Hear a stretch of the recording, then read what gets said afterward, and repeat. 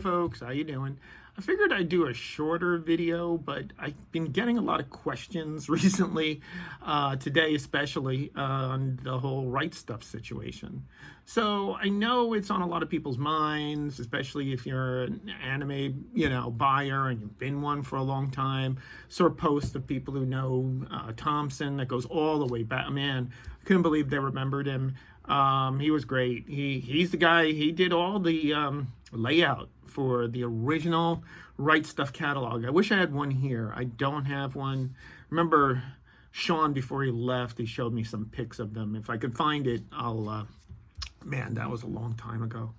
But the thing is that, yeah, I mean, just to give a little history, for those who don't know it, is that, yes, in the early days, before there was the internet, before there was Amazon, before there was anybody like that, the way you got the stuff was, first of all, even not about the same time, you would actually have to go through your anime club.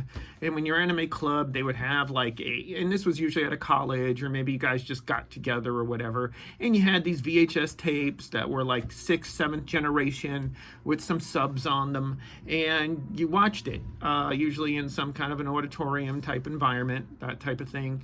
I remember at colleges, they always had the clubs. I used to go to Stony Brook. In fact, that's how I found Kenshin, was actually at Stony Brook. The thing was just that those clubs and that's how you got it. But other than that, and most of the times they got it from friends, and you would do it through mail. Some guys would actually charge for it. Other guys would just trade, that kind of thing. But what happened was that over time, there was this company out there in Iowa that basically they had the catalog.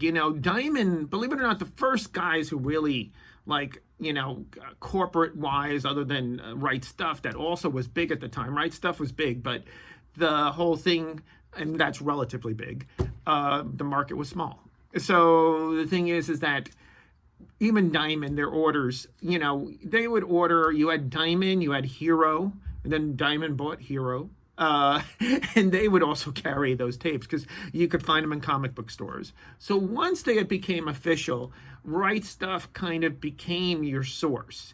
And Sean's objective, or at least Right Stuff's, I can't speak entirely for him but you could just look at his actions, is basically he created this catalog that really the only place you would get it once a year. I remember the agony he went through. He would tell me, skids and skids of this catalog. He arranged the mailing, sent them to your houses, and basically every Christmas, and even throughout the year, but especially during Christmas, people would place all their ads. I mean, we would place our ads in there, people would place their orders, and the stuff would all come, you would get it for Christmas. And that's how you got your stuff, a lot of it. Otherwise, yeah, it was tougher back then, especially in the early days before Suncoast started to carry it and before Transworld started to carry it. That's basically how you got them. And we were in the catalog. He had everything from soup to nuts. That was the objective. He would kind of like, if you ever heard the story of Amazon and Bezos, why they did books in the beginning was he wanted something with more SKUs than anything else. And he wanted just a place where he put every SKU up. And that's what Bezos did when Amazon the books. But what Sean did with anime, he wanted to carry every anime, everyone's stuff, it seemed like, and anything, you would go there. So he wanted to be that super center for it. And he did an amazing job. He built a wonderful company. He did everything. As time went on, as everyone knows, the market, it grew and grew and bubbled. And Sean and Right Stuff kept growing with it. Their catalog got bigger and bigger. Eventually, they got rid of the catalog. They went to more of just the internet and the web and all that. Just grew everything even more and more. He had his own labels. He had Nozomi. He also had the adult label, Critical Mass. He carried his own. Captain Tyler was a big one of his. I remember the days of Captain Tyler. I think he was releasing it all the way to the end on Blu-ray. I mean, they were a lot of stuff. So over the years, my point is that he built a lot of goodwill and built up one hell of a name. Now, as time went on, as we know, the bubble burst, and few companies, and pretty much Crunchyroll, Funimation, came on top. And then what happened was that Crunchyroll, Sony bought Funimation, and eventually so it all kind of like converged into one.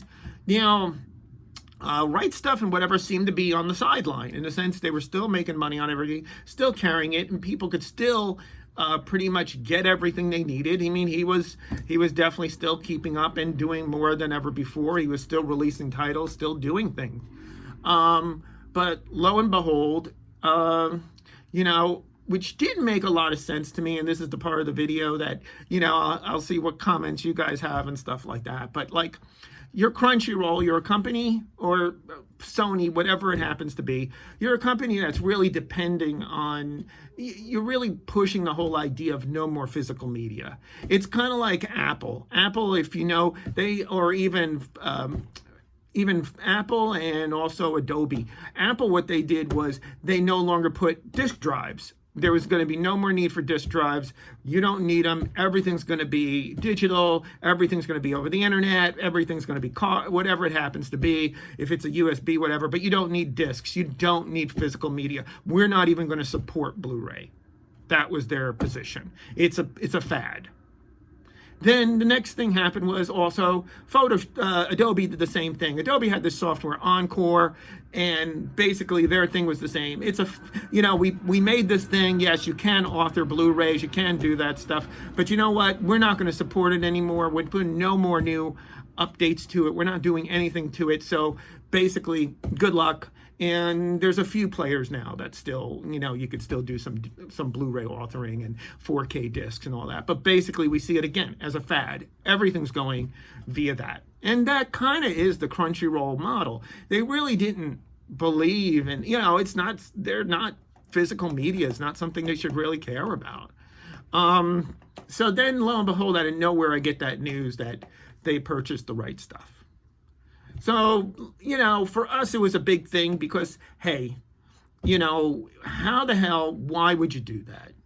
It's kind of like, this company is great company, and I could see why it makes sense, but at the same time, that's not your MO. That's not, I could see other companies doing it. And by the way, you got this parent called Sony. They kind of do a bunch of things. They got some money. They can do fulfillment. They have a few places that do that. They sell stuff. They sell a few things. So why do you need these guys to help on the fulfillment end? So my thing was, well, you bought them for the brand name. And honestly, that's the one thing that Right Stuff, all their people, Sean, goodwill and a great brand name. So now, lo and behold, today, and this doesn't affect us in a big way because, the thing is that we're, after they decided no longer to carry adult, that was the big hit. Once they decided not to carry adult for us, that was not a good thing. So, but again, it's like, all right, you're not carrying adult, you're under the Sony label, you can't be associated with it. I understand that. Pardon my coffee. And what then happened was I was kind of like, well, all right, so now they send out the announcement. We are getting rid of the Right Stuff label. We no longer want it. Everything's going to be vertically integrated under the Crunchyroll store.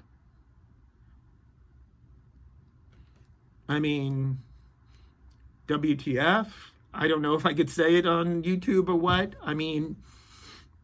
What sense does this all make? What was your objective other than to put a company out of business like that, or put Funimation? You did the same thing in a sense, or you're doing it to Funimation. You're getting rid of the whole brand, which, by the way, the Funimation brand is how big? And all you're doing is keeping the dubbing studios. Sony needs dubbing studios. I think they've made a few pictures over the years. I think they probably are okay in the entertainment business. So yes, these are my thoughts, like WTF. And I just wanted to see what you guys think. one quick insert here is basically I did post about how they're not carrying any more live action, that being Crunchyroll. How I said that or where that came from, just so you guys understand, is people have been asking, where can I pick up the new Doom Megalopolis movie? And what happened was I said, well, go to Right Stuff, go to whatever. They said they didn't carry it. So I said, okay. So I checked out, I contacted Right Stuff, my contact there, I've known him for years. And he said, hey, we're no longer going to be carrying any more live action. So that's where it came from. Now, what does that mean exactly for the future and all that? I have no clue. It could be for the future. It could be the past. It could be just maybe my movie, and he just said it that way. I have no idea, but that's what I was told, and that's why you can't buy Doom Megalopolis there, and it'll be up on the storefront soon enough once I have it in my grimy paws. All right, guys? All right, so that's how I'm ending this weekend. We got a hurricane coming up here, or Ophelia. I don't know if it's hurricane rains. We're closing down, batting the hatches, and getting ready. I hope you guys are all safe out there. Be, if you are in its path, please get out of its path. All right, guys? You have a great weekend. Bye.